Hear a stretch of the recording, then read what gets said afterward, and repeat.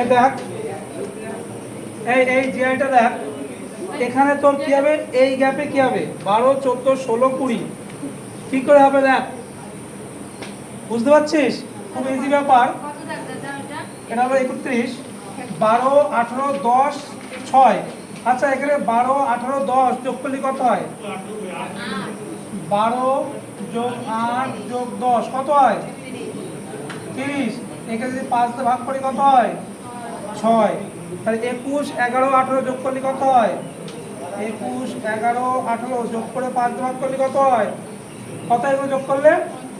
21 আর 18, 39 আর 11, 50, 50/5, 10।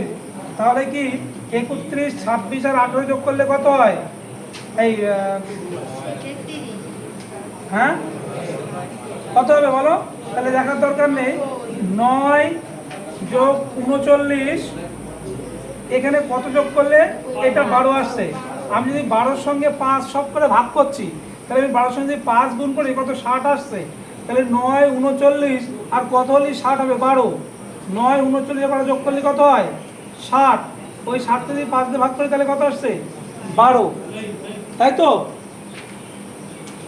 তাহলে এখানটায় কত হবে? এই জায়গায় কত হবে? এই জিজ্ঞাসার জন্য জায়গায় 12। আমার অ্যান্সার কি হবে? 12।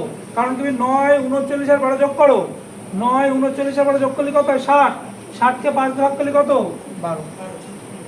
আবার এটাকে যদি আমি করি 31 যোগ 26 যোগ 33, এটাকে ভাগ 5, 5 দিয়ে ভাগ করলে কত হবে?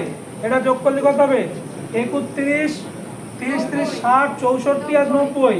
তাহলে 90 যোগ 5, 18।